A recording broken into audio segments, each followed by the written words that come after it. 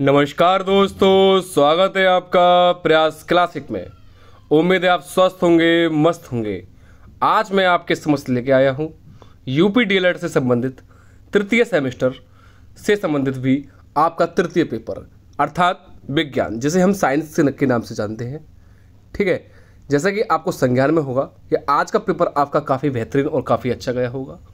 ठीक है, कमेंट करके बताओ कि किस किस का पेपर कितना अच्छा गया है, लगभग कितने नंबर के क्राइटेरिया पे बैठ रहा है, इतने कितने नंबर है, 40 प्लस वाले बच्चे कितने हैं जिनके आपके 40 प्लस क्वेश्चन सही हैं। यानी कि 40 प्लस क्वेश्चन तो आपके 40 तो आते ही हैं आपके क्वेश्चंस, यानी 40 प्लस नंबर उनके आ रहे हैं। ठीक है, और जिस बच्चों के आपके 30 नंबर से लेकर 40 नंबर तक के मध्य आ रहे हैं वह भी आपके कमेंट करके अवश्य बताएं।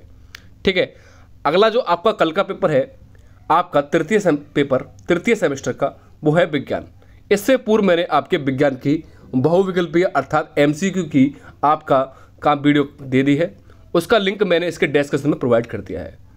साथ ही यदि आप हमारे चैनल के साथ नए जुड़े हुए हो तो एक बार आप हमारे चैनल को सब्सक्राइब अवश्य कर दो और एक बार कमेंट में आप लोग जय श्री राम अवश्य लिख दें। ठीक है, और मैं बता दूं कि साथ ही में आपको साथ इस वीडियो में लगभग आपको 50 प्लस अतिलघु उत्तरीय कराऊंगा। 50 प्लस अतिलघु उत्तरीय जो कि आपके प्रीवियस पेपर पर आधारित है।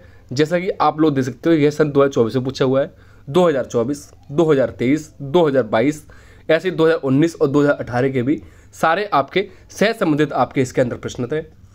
इस वीडियो के साथ आप शुरू से लेकर एंड तक बने रहिएगा। और इस वीडियो में लगभग मैं बता दूं आपका 15 नंबर प्लस 100% आ जाएंगे। यानी कि जैसा कि आपको संज्ञान में होगा कि आपके 25 नंबर की साइंस आती है, जिसमें से आपको पास होने के लिए 12 नंबर लाना अनिवार्य रूप से निश्चित है। और इस वीडियो से आपके 15 प्लस नंबर 100% आ जाएंगे, 100% कन्फर्म है आपके। ठीक है, क्योंकि आपके यहीं से आपके बहुविकल्पी बनेंगे और साथ ही आपके अतिलघु उत्तरीय प्रश्न भी आपके यहीं पे हैं। अतिलघु उत्तरीय प्रश्न के अंतर्गत हमें 30 शब्दों में पूर्ण करना होता है, 50 शब्दों में हमें लघु उत्तरीय प्रश्न को।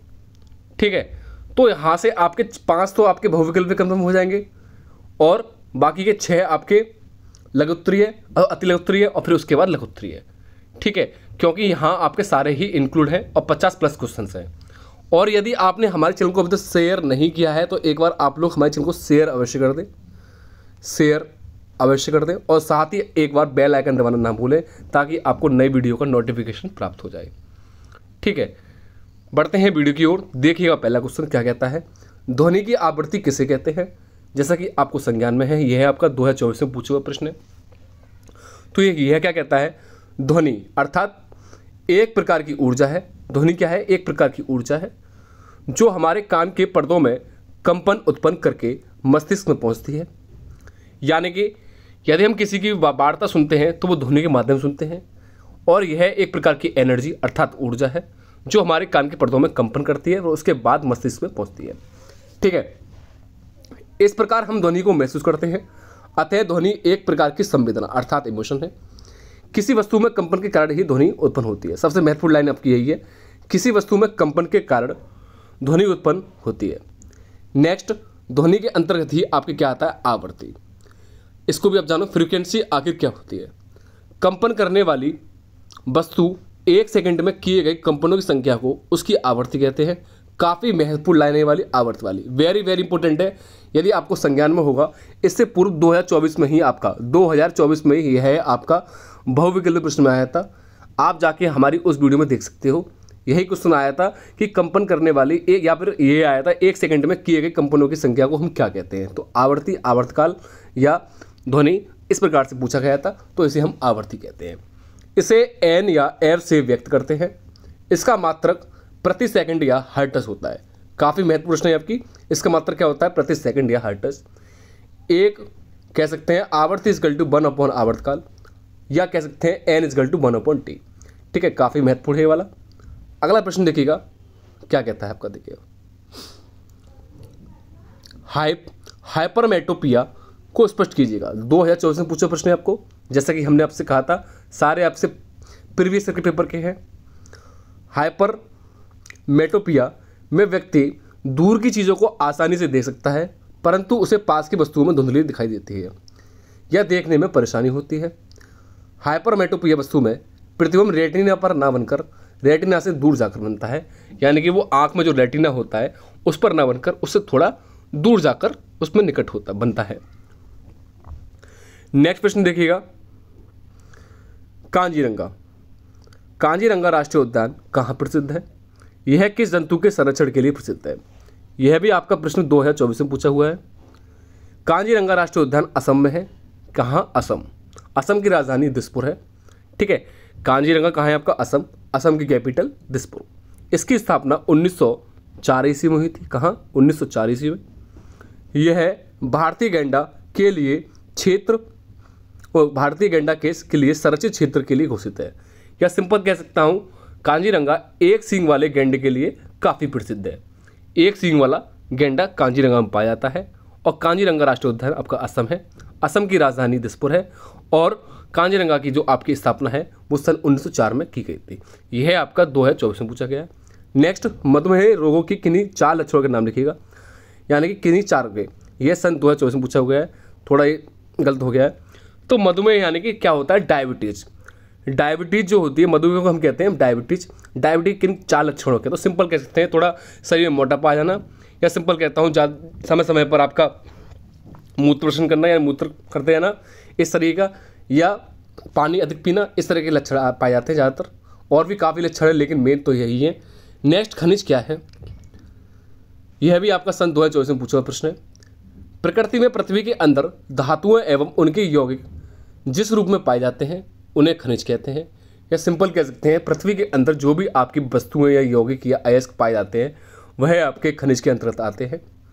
किसी खनिज के नाम के साथ कोष्टक में लिखा सूत्र इस खनिज की मुख्य अंश दर्शाता है।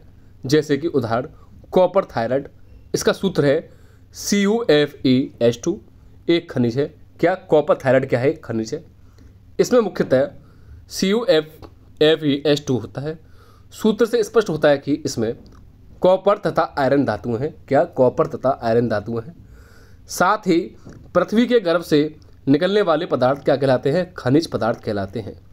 ठीक है, पृथ्वी के गर्भ से यानी पृथ्वी के अंदर से जितने भी आपके पदार्थ निकलते हैं वह आपके खनिज के अंतर्गत आते हैं। काफ़ी महत्वपूर्ण प्रश्न है आपका, यह भी सन 2024 में पूछा प्रश्न है। ठीक है, एक बार आप लोग कमेंट करके अवश्य बताओ कि इससे पूर्व जो भी आपका पेपर हुआ था शैक्षिक वाला और समावेशी शिक्षा वाला, हमारी वीडियो से कितना फंसा था। कमेंट करके आप लोग अवश्य बताएं।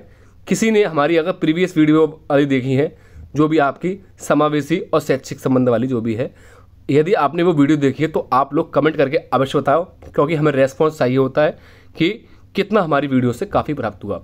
लेकिन काफ़ी बच्चों के मेरे पास व्हाट्सएप मैसेज आए थे, वो कह रहे थे कि सर काफ़ी हद तक फंसा है आपका। तो इसलिए मैं आपके समझ ऐसे क्वेश्चन लेके आया हूँ जो कि आपके प्रीवियस पेपर पर आधारित है, सन 2024 से लेकर 2018 तक के। देखो, प्रश्न आपके कहीं अलग से नहीं बनेंगे, यहीं से बनेंगे। इसलिए सारे प्रश्न मैं लेकर आया हूँ जो कि आपके पहले के पेपरों में पूछे जा चुके हैं। तो यहीं से प्रश्न बचेंगे, आप चिंतन न करें। 15+ आपके 100% नंबर रहेंगे यदि आपने शुरू से लेकर एंड तक यह वीडियो देखी है तो। और आप लोग सब्सक्राइब करना ना भूलें, एक बार अपने सब्सक्राइब अवश्य कर दिया करो। देखो, हमें थोड़ा बहुत मोटिवेशन मिलता है आपके सब्सक्राइब से। और बेल आइकन दबाना ना भूलें और शेयर अवश्य कर दिया करो आप लोग। नेक्स्ट है, एथेन तथा एसिटिलीन का सूत्र क्या है? सन 2024 में पूछा हुआ है। एथेन अर्थात C2H6, acetylene gas C2H2। Acetylene gas वही है जैसे अभी आपने पूर्व में देखा होगा कि दिवाली पे काफ़ी जो लोग हैं वो आपके प्लास्टिक के पाइप में इस प्रकार से छेद कर देते थे ऊपर, और उसमें आपका एक पत्थर सा डालते थे जिसे हम कहते हैं कैल्शियम कार्बाइड या कार्बेट, और उसमें थोड़ा सा पानी डाल के उसे निकालने पत्थर को निकालने के बाद बंद करते थे और पीछे से लाइटर से उसमें आग जलाते थे। तो उसमें जो गैस उत्पन्न हुआ करती थी उस गैस को कहते हैं एसिटिलीन गैस। तो यही गैस है एसिटिलीन गैस, इसका फॉर्मूला है C2H2। ठीक है, अगला, ऊष्मा संचरण की 3 विधियां कौन कौन सी हैं उनके नाम लिखिएगा। सन 2023 में पूछा प्रश्न। 3 विधियां इस प्रकार हैं। पहला है संचालन, सेकंड संवहन, थर्ड है विकिरण। नेक्स्ट, रेगिस्तान का जहाज किसे कहते हैं? ये तो आपको काफ़ी लोगों को पता होगा, यह भी सन 2023 में पूछा प्रश्न है। रेगिस्तान का जहाज हम ऊंट को कहते हैं। किसको? ऊंट को कहते हैं।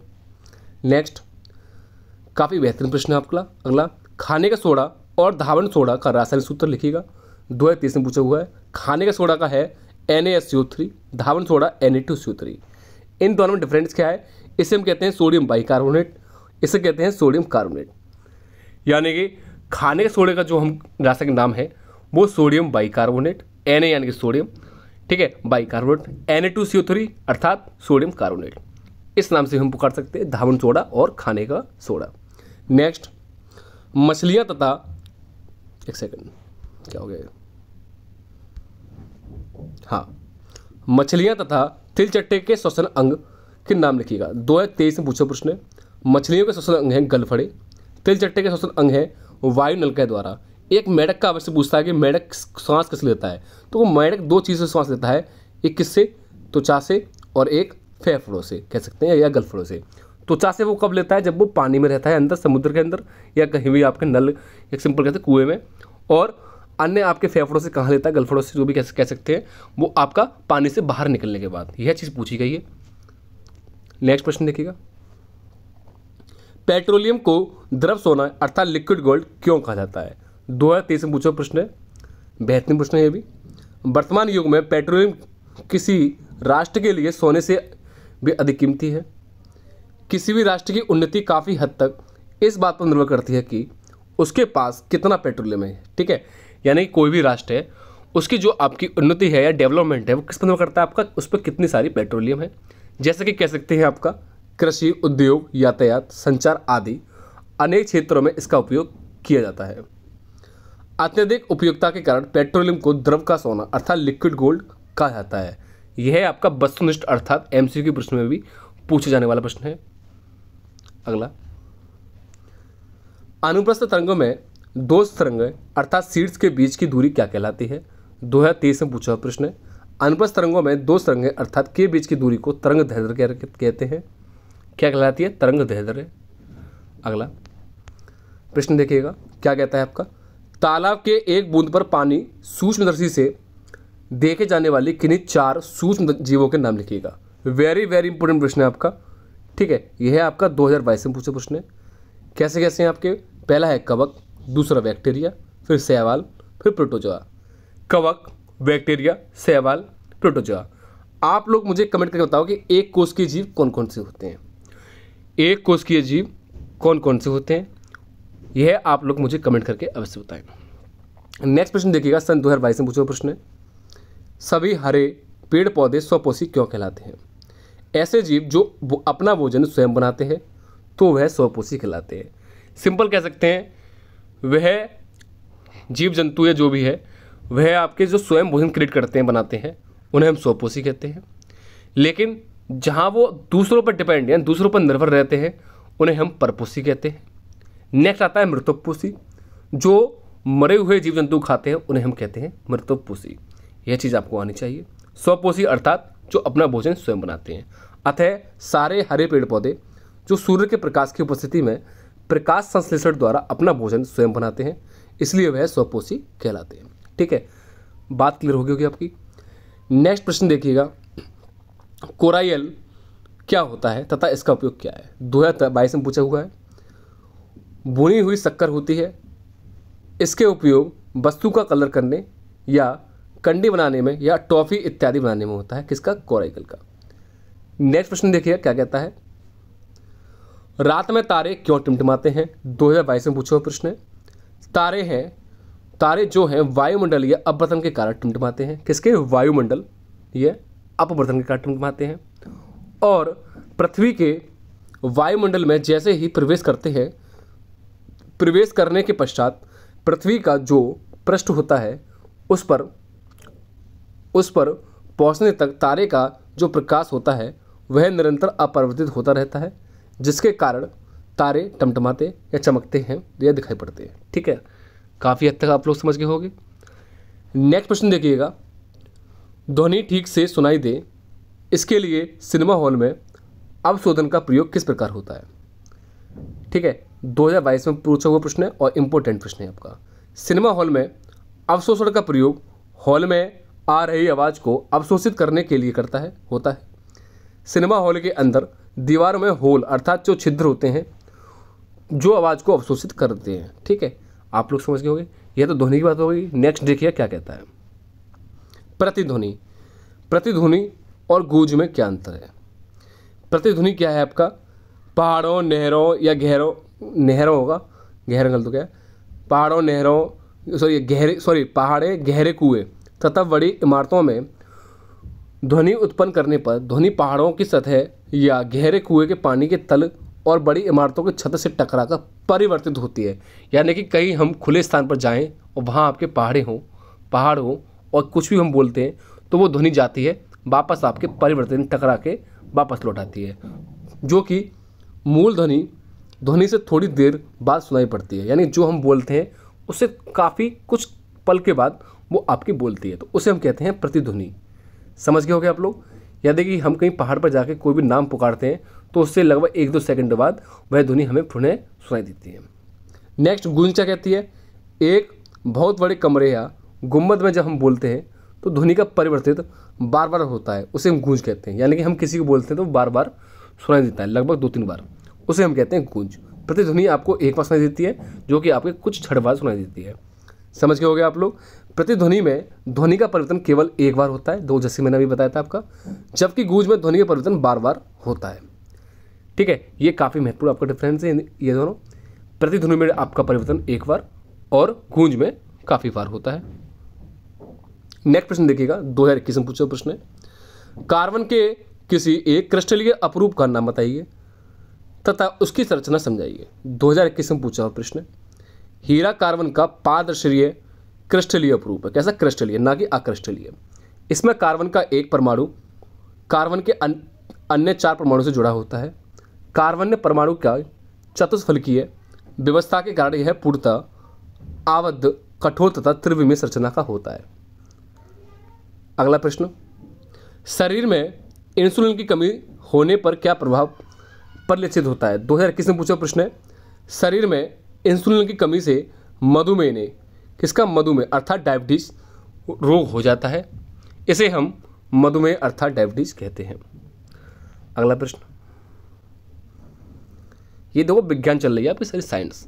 ठीक है, यदि किसी बच्चे ने यह वीडियो शुरू से लेकर एंड तक देख ली तो 100% कह रहा हूँ, जो बच्चा कभी नहीं पढ़ा वो मेरी ये वाली वीडियो और इससे पहले साइंस की मैंने MCQ अर्थात भौगोलिक प्रश्न की वीडियो करा दी है, वो ये 2 वीडियो देख ले तो पास तो आपका 100% वो हो जाएगा, 15 नंबर उसके आराम से आ जाएंगे यदि वो बच्चा पहले नहीं पढ़ा है तो।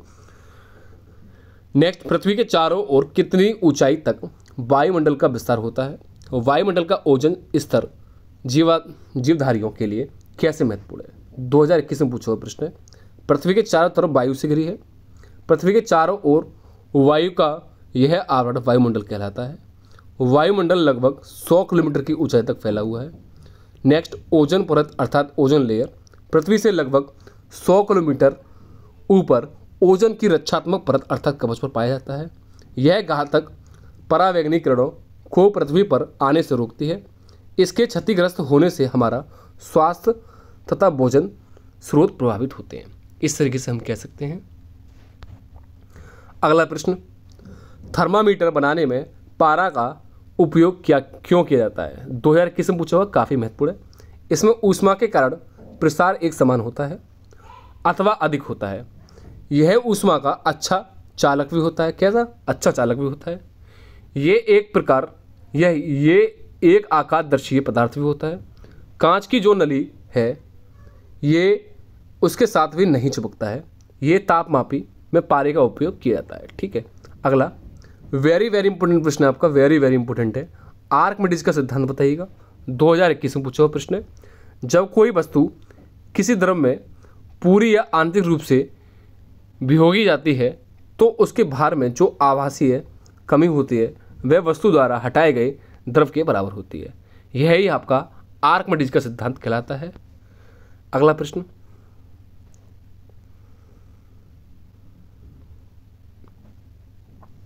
वायुमंडल में कार्बन डाइऑक्साइड अर्थात CO2 की मात्रा बढ़ने पर क्या होता है? उत्तर, वायुमंडल में कार्बन डाइऑक्साइड गैस की प्राकृतिक रूप से 0.3 अर्थात 0.03 भी होती है से 0.4 तक पाई जाती है। यह सूर्य से आने वाली किरणों को रोकती है लेकिन उन्हें वापस भी नहीं जाने देती। यानी कि सूर्य से जो किरणें आती हैं उनसे आने को रोकती है और उन्हें वापस भी नहीं होने देती। कार्बन डाइऑक्साइड की मात्रा बढ़ जाए तो क्या होता है यह देखिएगा। यह प्रश्न आपका 2019 से पूछा हुआ है, देखते हैं आप। यानी कि कार्बन डाइऑक्साइड जब आपकी बढ़ती है तो उससे क्या क्या खतरे होते हैं वह देखिएगा। पहला है ग्लोबल वार्मिंग, अर्थात पृथ्वी का तापमान बढ़ जाएगा, बात सही है। नेक्स्ट, जीवाधारियों को सांस लेने में परेशानी होगी, यह भी बात एकदम करेक्ट है। पहाड़ों की बर्फ पिघल जाएगी जिससे समुद्र जल स्तर बढ़ जाएगा, तो इसलिए अधिक से अधिक आप पेड़ों का प्रयोग करें, पेड़ लगाएं। समुद्र किनारे वाले शहर डूबने का खतरा बढ़ जाएगा, यह आपके काफ़ी ये हानिकारक होती है इसलिए। बट नेक्स्ट प्रश्न क्या कहता है, जड़ किसे कहते हैं? पौधे में पाई जाने वाली जड़ें कितने प्रकार की होती हैं? 2019 से पूछा हुआ प्रश्न है। जड़ वृक्ष का हिस्सा है जो कि जमीन के नीचे रहता है। कहाँ? जमीन के नीचे रहता है, ठीक है। नेक्स्ट है, इसे दो भागों में बांटा गया है, मूसला जड़ें और जगड़ा जड़, यानी कि कह सकते हैं मूसला जड़ें, मूसला मूल और जगड़ा मूल, ठीक है। तो यानी कि जड़ भी लगभग दो प्रकार की होती है, मूसला और जगड़ा। यद्यपि बरगद जैसे पौधे में अपस्थानिक जड़ भी पाई जाती हैं, इसे हम कहते हैं अपस्थानिक। नेक्स्ट प्रश्न है, काफ़ी महत्वपूर्ण प्रश्न है, वेरी वेरी इंपॉर्टेंट है, आप यह देख जाना। 2019 में पूछा हुआ है, कैंची किस प्रकार का उत्तोलक है? प्रथम, द्वितीय, तृतीय। तो कैंची ये प्रथम प्रकार का उत्तोलक है। एक सिरे पर बल, दूसरे सिरे पर भार और बीच में आलम्ब होता है, आलम्ब आयत जो भी है। तो कैंची आप ये समझ लें, कैंची आपका प्रथम प्रकार का उत्तोलक है। तो इसी प्रकार आप मुझे कमेंट करके बताएं जो सरौटा होता है वो किस प्रकार का उत्तोलक के अंतर्गत आएगा, ठीक है। अगला, पॉलीथीन बहुलक के दो उपयोग लिखिएगा, 2019 में पूछा हुआ है। पॉलीथीन बहुलक के उपयोग निम्नलिखित है। पहला है प्लास्टिक के थैले बनाने में, सेकंड है प्लास्टिक फिल्म बनाने में, फिर है जो अम्रवेन बनाने में, फिर लास्ट है प्लास्टिक बोतल या अन्य पात्र बनाने में। यह आपके प्लास्टिक के बहुलक के दो भी पूछे थे, इसने काफ़ी बता दिए। अगला प्रश्न देखिएगा, थोड़ा वैसा हो गया है। दूरदृष्टि दोष करने के लिए चश्मे में कौन सा लेंस का प्रयोग किया जाता है? काफ़ी महत्वपूर्ण है, 2019 से पूछा हुआ है। तो कौन से किया जाता है? उत्तल लेंस का प्रयोग किया जाता है दूरदृष्टि में, लेकिन अवतल लेंस में आपका निकटदर्शी दोष होता है। यानी सिंपल कह सकते हैं निकटदर्शी दोष में आपका अवतल लेंस का प्रयोग किया जाता है, लेकिन दूरदृष्टि दोष में आपका उत्तल लेंस का। काफ़ी महत्वपूर्ण प्रश्न है, इंपॉर्टेंट है ये भी। नेक्स्ट प्रश्न देखिए क्या कहता है, कौन सा जंतु मरुस्थलीय वातावरण के लिए अधिक उपयुक्त और क्यों है? 2019 में पूछा हुआ प्रश्न है। मरुस्थलीय वातावरण के लिए ऊंट सबसे अधिक उपयोगी जीव है, क्योंकि इसे प्यास बहुत कम लगती है। सेकंड, इसके पैर में गद्देदार होते हैं जो मरुस्थलीय रेत आसानी से चल पाते हैं। अगला काफ़ी महत्वपूर्ण प्रश्न है, वेरी वेरी इंपॉर्टेंट। रेगिस्तान का जहाज किसे कहा जाता है? रेगिस्तान का जहाज ऊंट को कहा जाता है। नेक्स्ट प्रश्न, जीवाणुओं से प्राप्त होने वाली दो प्रतिजैविक अर्थात हम इसे कहते हैं एंटीबायोटिक दवा के नाम लिखिएगा। पहला है स्ट्रेटोपोमाइसिन, दूसरी है टेरामाइसिन, फिर है क्लोरोमाइसिटिन आदि विभिन्न एंटीबायोटिक के उदाहरण हैं। 2018 में पूछा प्रश्न था। अगला, आदर्श रक्तदाब कितना होता है? एक रक्तदाब मापक यंत्र का नाम लिखिएगा। स्वस्थ मनुष्य का रक्तदाब अर्थात बीपी 120/80 mmHg होता है। प्रकुंचन दाब 120 Hg तथा शीतलन दाब 80 दर्शाता है। रक्तदाब नापने के यंत्र को हम क्या कहते हैं? इसे आप लोग देख लेना क्या कहते हैं, स्पाइगनोमेनोमीटर। मैनोमीटर कहते हैं इसको, आप लोग इसका देख लेना, काफ़ी महत्वपूर्ण, वेरी वेरी इंपॉर्टेंट है, ये काफ़ी बार पूछा गया है बहुविकल्पीय में। अगला प्रश्न है वेरी वेरी इंपॉर्टेंट प्रश्न आपका वाला, इसे आप लोग देख लेना। मनुष्य की श्रवण क्षमता यानी सुनने की क्षमता, श्रवण यानी कि सुनने की क्षमता किस आवृत्ति तक सुग्राह्य है? 2018 में पूछा प्रश्न। मानव कान एक निश्चित सीमा के बीच किस सीधी आवृत्तियों की ध्वनि सुन सकता है? यह सीमा 20 हर्ट्ज से 20,000 हर्ट्ज तक, यानी कि जो मनुष्य सुन सकता है वो 20 हर्ट्ज से लेकर 20,000 हर्ट्ज तक सुन सकता है। आवृत्ति का मात्रक क्या कहलाता है? प्रति सेकंड अथवा हर्ट्ज है। 1 हर्ट्ज में 1 कंपन प्रति सेकंड है, ठीक है। देखिएगा नेक्स्ट प्रश्न क्या कहता है, निकट दृष्टि दोष, एक सेकंड, क्या कहता है आपका, निकट दृष्टि दोष दूर करने के लिए चश्मे में कौन सा लेंस प्रयोग होता है? जैसा कि मैंने अभी ऊपर बताया था, तो निकट नज़दीकी दोष दूर करने के लिए चश्मे में उचित फोकस दूरी वाला अवतल लेंस का प्रयोग किया जाता है। यह लेंस प्रकाश किरणों को अपसारित करके प्रतिबिंब को रेटिना पर बनाता है। इसमें निकट दृष्टि दोष होता है। 2018 में पूछा प्रश्न है। अगला, रसोई घर में प्रयोग होने वाले द्रवित पेट्रोलियम गैस के रिसाव का पता लगाने के लिए उसमें मिलाए जाने वाले पदार्थ का नाम लिखिएगा। 2017 में पूछा हुआ है बीटीसी के। द्रवित पेट्रोलियम गैस अर्थात एलपीजी के रिसाव का पता लगाने के लिए इसमें गंध वाला पदार्थ अर्थात कह सकते हैं एथिल मरकेप्टेन अर्थात C2H5S6SH मिश्रित कर दिया जाता है। एलपीजी मुख्यतः आइसोब्यूटेन एवं प्रोपेन गैस का मिश्रण होता है जो गंधहीन होता है। कैसा? गंधहीन होता है। यहाँ आपका गंध वाला एथिल मरकेप्टेन मिश्रित कर दिया जाता है। ठीक है। अगला, यांत्रिक ऊर्जा किसे कहते हैं? सूत्र लिखिएगा। 2016 में पूछा हुआ प्रश्न है आपका। किसी वस्तु में केवल यांत्रिक कारणों से कार्य करने की जो क्षमता होती है उसे वस्तु की यांत्रिक ऊर्जा कहते हैं। यह गतिज ऊर्जा तथा स्थिर ऊर्जा के दो प्रकार की होती है। यांत्रिक ऊर्जा इक्वल टू गतिज ऊर्जा प्लस स्थिर ऊर्जा, यह इसका फॉर्मूला है। यांत्रिक ऊर्जा इक्वल टू गतिज ऊर्जा प्लस स्थितिज ऊर्जा कहलाती है। 2016 में पूछा प्रश्न, काफ़ी महत्वपूर्ण भी है आपका। अगला, वेरी वेरी इंपॉर्टेंट प्रश्न आपका ये। प्रतिध्वनि यानी कि एक बात सुनाई देती है, जो भी है। प्रतिध्वनि सुनाई देने के लिए ध्वनि उत्पादक और परावर्तन तल के बीच की न्यूनतम दूरी कितनी होनी चाहिए? 2016 में पूछा जाना है। तो 16.6 मीटर। ये काफ़ी बार पूछा गया प्रश्न है, तो क्या पता ये 2025 वाले कल वाले पूछ ले। ठीक है। यदि आपको वीडियो अच्छा लगे तो एक बार आप लोग सब्सक्राइब अवश्य कर लो। आपके एक सब्सक्राइब से हमारा काफ़ी मोटिवेशन मिलता है। और बेल आइकन दबाना ना भूलें। कमेंट में जय श्री राम लिख दें अवश्य। नेक्स्ट जगह स्राएँ क्या है, इनका मुख्य कार्य क्या है? 2016 में पूछा प्रश्न है।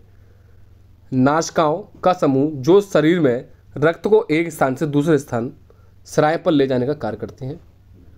ठीक है। नेक्स्ट, प्रतिवर्ती क्रिया का कोई दो उदाहरण लिखिएगा। पहला है बंदूक से गोली चलना। सेकंड है नाव से बाहर निकलते समय नाव का पीछे जाना। यह क्या है? प्रतिक्रिया के दो उदाहरण है, यानी कि गति के तृतीय नियम के अंतर्गत भी आते हैं। अगला, काफी महत्वपूर्ण प्रश्न आपका। नवीकरणीय ऊर्जा किसे कहते हैं? लिखिएगा। 2016 में पूछा गया है। यह कभी खत्म ना होने वाली ऊर्जा है। इसे अन्य ऊर्जा में परिवर्तित कर प्रयोग किया जाता है, जैसे कि पवन ऊर्जा। यानी कि यह कभी खत्म नहीं होती, ये कॉन्टिन्यूसली चलती रहती है। जैसे पवन ऊर्जा, पवन जो चक्की होती है, पंखे लगे होते हैं। नेक्स्ट, रासायनिक परिवर्तन किसे कहते हैं? लिखिएगा। वेरी वेरी इंपॉर्टेंट प्रश्न आपका ये वाला। रासायनिक ऊर्जा किसे कहते हैं? रासायनिक क्रिया के फलस्वरूप जो परिवर्तित होते हैं उसे रासायनिक परिवर्तन कहते हैं, यानी कि चेंजेस होते रहते हैं। जैसे कि 6CO2 प्लस 12H2O फिर एरो C6H12O6 प्लस 6O2। यह आपका क्या है? आपका रासायनिक परिवर्तन का एक तरह का रिएक्शन है। अगला, हरित क्रांति किसे कहते हैं? वेरी वेरी इंपॉर्टेंट प्रश्न आपका ये। हरित क्रांति आधुनिक कृषि उपकरणों, उन्नतशील बीज, उर्वरकों और पर्याप्त सिंचाई के साधनों द्वारा कृषि उपज में आस्थित वृद्धि को हरित क्रांति कहते हैं। अगला, दाब की अवधारणा क्या है? किसी वस्तु को खींचने या धक्का देने में जो बल लगाया जाता है उसे हम दाब कहते हैं। सपोज दैट ये आपका कोई पत्थर है, यहाँ से हम दाब लगा रहे हैं, तो यही क्या करता है? एक तरह का दाब। अगला, वायुमंडलीय तथा वायुमंडलीय दाब से आप क्या समझते हैं? वेरी इंपॉर्टेंट है। पृथ्वी चारों तरफ से वायु से घिरी हुई है। पृथ्वी के चारों ओर वायु का यह आवरण वायुमंडल कहलाता है। लेकिन वायुमंडलीय के कारण पृथ्वी की सतह पर जो बल दाब लगता है उसे हम वायु दाब कहते हैं। समझ गए होंगे आप लोग। अगला, पिलवन का सिद्धांत क्या है? जो वस्तु पर भार वस्तुओं द्वारा हटाए गए द्रव के भार के बराबर होता है तो उस द्रव की सतह पर तैरती है, उसे पिलवन का सिद्धांत कहते हैं। नेक्स्ट इंपोर्टेंट प्रश्न आपका वाला। वायु दाब का मात्रा क्या है? न्यूटन प्रति मीटर स्क्वायर। अगला प्रश्न, जल पंप कितने वाल्व होते हैं? क्यों? जल पंप में 2 वाल्व होते हैं। ये वाल्व वायु दाब के कारण खुलते हैं तथा बंद होते हैं तथा खींचे गए जल को वापस नीचे नहीं जाने देते। यह समझ गए होंगे आप लोग। अगला, ये सारे ही आपके तलोत्तर प्रश्न है, तो इसलिए आप शुरू से लेकर एंड तक वीडियो देखिएगा। अगला प्रश्न कहता है वायु दाब की माप के लिए 2 प्रकार के वायु दाब मापियों के नाम लिखिएगा। पहला है पारा, दूसरा है निद्रव दाबमापी। नेक्स्ट, कुक्कुट पालन क्या है? यह है आपका मुर्गी पालन। मुर्गी पालन को हम कुक्कुट पालन के नाम से जानते हैं, ना कि कुत्ते के। बहुत से लोग कुत्ता लगा देते हैं। नेक्स्ट है एटॉमिक पावर स्टेशन भारत में कहाँ कहाँ स्थित है? वेरी वेरी इंपॉर्टेंट है। कहाँ है? नरौरा और कलपक्कम और ट्राम्बे। पहला कहाँ है? Narora, Kalpakkam, Trombay. Very very important प्रश्न है, आप उससे देख लेना। नेक्स्ट है भारत के अग्रणी स्टील कारखाने कहाँ कहाँ स्थापित है? पहला है जमशेदपुर, भिलाई, राउरकेला, दुर्गापुर आदि। यहाँ आपके क्या है? कारखाने हैं स्टील के। अगला प्रश्न, क्या द्रव किसी बर्तन की सभी दिशाओं में बाहर डालता है? जी हाँ, डालता है। अगला प्रश्न है समस्थिति या होम्योस्टेसिस किसे कहते हैं? जीव के आंतरिक और बाह्य वातावरण में समस्थिति बनाए रखने की क्षमता को हम समस्थिति कहते हैं। अगला, पादप हार्मोन्स या फाइटो हार्मोन किसे कहते हैं? पौधे में सभी कार्य का समन्वय कुछ रासायनिक पदार्थों द्वारा होता है। इन पदार्थों को हम पादप हार्मोन कहते हैं। ठीक है। अगला प्रश्न, उत्सर्जन क्या है? विभिन्न क्रियाओं द्वारा शरीर में पदार्थों का विघटन होता है, जिसके फलस्वरूप हानिकारक तथा अपशिष्ट पदार्थ बनते हैं। इन पदार्थों का शरीर से बाहर निकलना ही उत्सर्जन करता है, जैसे मलमूत्र। ठीक है। अगला प्रश्न, उत्सर्जन अंग के प्रमुख अंग कौन कौन से हैं? पहले गुर्दा अर्थात वृक्क, दूसरा मूत्रवाहिनियाँ, फिर मूत्राशय, फिर मूत्रवार मार्ग। यह आपका क्रम भी पूछा जाता है, वेरी इंपॉर्टेंट है। नेक्स्ट प्रश्न, मनुष्य के शरीर में कितने प्रकार की पेशियां पाई जाती हैं? पहले है कंकाल पेशियां, फिर है अरेखित पेशियां, फिर हृदय या कार्डियक पेशियां। नेक्स्ट प्रश्न है पौधे तथा जंतुओं के मध्य की कड़ी को क्या कहते हैं? युगलिना कहते हैं। वेरी वेरी इंपॉर्टेंट प्रश्न है। पौधे तथा जंतुओं के बीच की कड़ी को हम क्या कहते हैं? युगलिना। जिस प्रकार से सजीव और निर्जीव के बीच की कड़ी को हम क्या कहते हैं? विषाणु। इसी प्रकार से युगलिना हम पौधे और जंतुओं के मध्य की कड़ी को कहते हैं। अगला प्रश्न क्या कहता है? अंग तंत्र क्या है? कई अंग मिलकर जब किसी कार्य को करते हैं तो उन्हें अंग तंत्र कहते हैं, जैसे भोजन के पाचन में मुख, जीभ, आहार नाल और यकृत और आमाशय आदि। ठीक है। अगला, अंतःश्वसन तथा उच्छ्वासन क्या है? वेरी वेरी इंपॉर्टेंट प्रश्न है आपका। ऑक्सीजन को अंदर लेने को तो हम कहते हैं अंतःश्वसन, लेकिन कार्बन डाइऑक्साइड को बाहर निकालने को हम उच्छ्वास कहते हैं। यह चीज़ देख लेना, ये काफ़ी बार पेपर में पूछी जाती है, वेरी वेरी इंपॉर्टेंट है। नेक्स्ट, सूक्ष्म जैविकी का पिता किसे कहा जाता है? किसे कहा जाता है आपका? एटिन वॉन लीeuwenhoek को। एटिन वॉन लीeuwenhoek को हम सूक्ष्म जैविकी अर्थात जीवाणु का पिता कहा जाता है, फादर ऑफ जीवाणु। लास्ट प्रश्न है इस वीडियो का आपका, देखिए क्या कहता है। 19वीं सदी में सूक्ष्म जैविकी की स्थापना किसने की थी? तो किसने की थी? लुईस पास्चर ने की थी। ठीक है। यहाँ मैं बता दूँ कि लगभग आपके 50 प्लस प्रश्न हो चुके हैं। काफ़ी हद तक आपके 70 प्रश्न आपके इस वीडियो के अंतर्गत हो चुके हैं। यहाँ से मैं बता दूं कि यहाँ से आपका साइंस का कुछ भी नहीं बचेगा। यदि किसी ने बच्चे ने आपकी ये MCQ और यह वीडियो देख ली तो उसके 15 प्लस नंबर एकदम कंफर्म हो जाएंगे। 15 प्लस नंबर कंफर्म है। ठीक है। आशा है कल का पेपर आपका काफ़ी बेहतरीन और काफ़ी बढ़िया और सरल सुगम हो, अच्छा हो। ठीक है। आप मेरी शुभकामना आपके साथ हैं। और साथ ही मैं बता दूं कि यदि आपने हमारे चैनल को अभी तक सब्सक्राइब नहीं किया तो एक बार सब्सक्राइब अवश्य कर लो। देखो मैं बार बार आपसे कहता हूँ, अच्छा नहीं लगता। और बेल आइकन दबाना ना भूलें ताकि आपको नई वीडियो प्राप्त हो जाए। नेक्स्ट वीडियो में आपको SST अर्थात सामाजिक विज्ञान के लेके आऊँगा, जिसमें आपके MCQ होंगे, तो आप लोग इसको भी देखिएगा। और एक बार कमेंट में आप लोग जय श्री राम अवश्य लिख दीजिएगा और कमेंट करके बताना कि कल का पेपर आपका कैसा हुआ था, यानी कि जो आज जो पेपर हुआ है वो किस प्रकार से और किस तरीके से हुआ था। कमेंट करके आप अवश्य बताएं। मिलते हैं नेक्स्ट वीडियो में। धन्यवाद। जय हिंद, जय भारत।